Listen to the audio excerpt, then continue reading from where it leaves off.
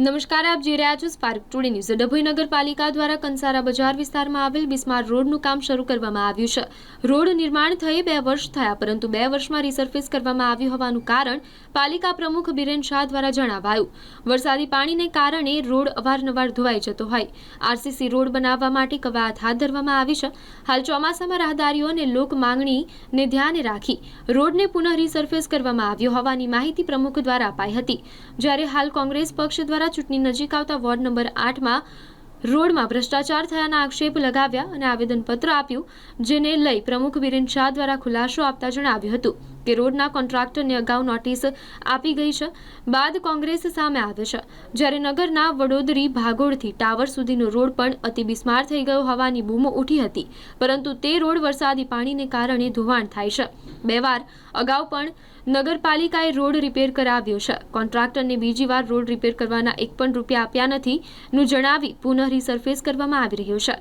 કારોબારી બેઠકમાં રોડને આરસીસી બનાવવા માટે પણ નિર્ણય લેવાયો છે। ચોમાસા બાદ તે કામગીરી પણ હાથ ધરાશે। હાલ કોઈને અવરજવરમાં તકલીફ ન પડે તે માટે રોડને રિસર્ફેસ કરવા કવાયત હાથ ધરવામાં આવી છે। ડભોઈ નગરમાં ધારાસભ્યશ્રીની આગેવાનીમાં નગરપાલિકાની ટીમ કામગીરી કરી રહી છે। ડભોઈને દર્ભાવતી કેવી રીતે બને એના માટેનું પ્રયાસો નગરમાંથી થઈ રહ્યા છે।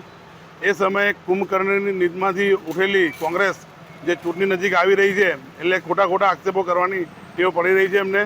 જેવા કે વોર્ડ નંબર 8માં જે રોડના કામ ચાલે છે એને ઓલરેડી નોટિસ આપી દીધી છે, છતાં પણ આવેદનપત્ર આપીને ખાઈ ધતિંગ કરવા ઊભા થયા હતા। સાથે સાથે વડોદરી ભાગોથી ટાવરનો જતો રોડ જે ડામરનો રોડ થયો હતો 2024માં, જે રીસર્ફેસિંગની ગ્રાન્ટમાંથી થયો હતો, અને એ રીસર્ફેસિંગ ગ્રાન્ટમાં રોડ ખરાબ થઈ જતા, પાણીનું વેન વધારે હોય ખરાબ થઈ જતા, એના એ જ કોન્ટ્રાક્ટર પાસે એ જ વોરંટી પીરિયડમાં કામ ફરી કરાવ્યું હતું, જેનું પેમેન્ટ ચૂકવવાનું આવ્યું નથી। એટલે ટૂંકમાં વોરંટીની અંદર જ એનું કામ પૂર્ણ કરાયું હતું। પણ હવે આ મહિનો પતે, ચોમાસું પતે એટલે તાત્કાલિક એને આરસીસી રોડ બનાવવાનું મંજૂર કર્યું છે, જે રીસર્ફેસિંગની ગ્રાન્ટમાંથી પૂરું કરવામાં આવશે। ટૂંકમાં ડભોઈ નગરની જનતાને એવું કહેવા માગું છું કે વિકાસમાં વિવાદ નહીંના સૂત્ર સાથે ડભોઈ નગરપાલિકા સારી રીતે અને ધારાસભ્યશ્રીની આગેવાનીમાં સૂઝબૂઝથી કામગીરી કરી રહી છે। ખાલી કોંગ્રેસના સભ્યો ચૂંટણી આવતા સફાળા જાગી ગયા છે, જે એમને જોવાનું રહ્યું।